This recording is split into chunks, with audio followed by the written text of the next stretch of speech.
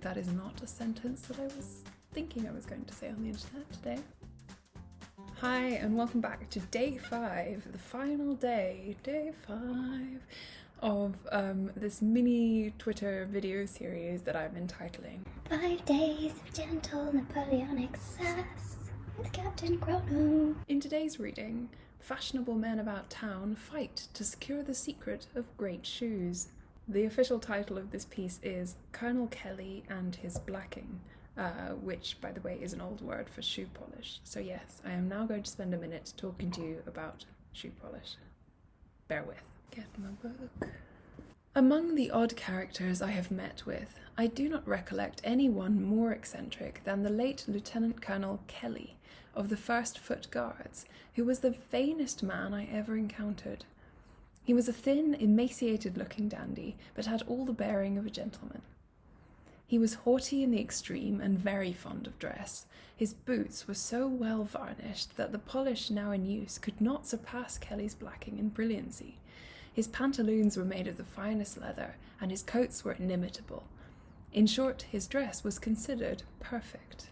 His sister held the place of housekeeper to the custom house, and when it was burnt down, Kelly was burnt with it, in endeavouring to save his favourite boots.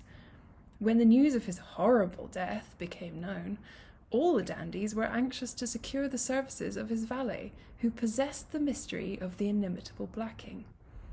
Brummel lost no time in discovering his place of residence, and asked what wages he required.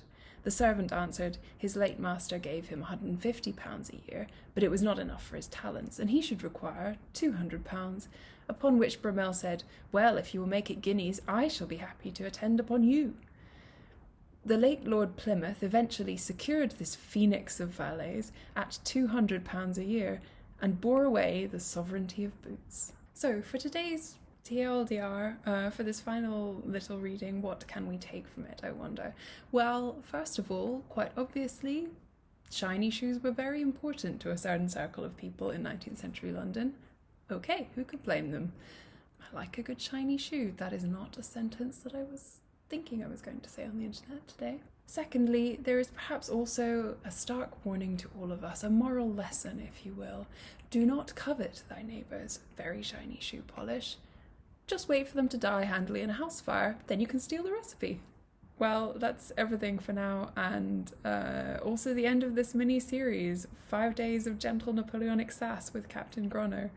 As I mentioned before, there's plenty more where this came from, so if this piqued your interest or you are just really, really, really bored at home, please go and have a look at some of this literature. It's many of it's available online.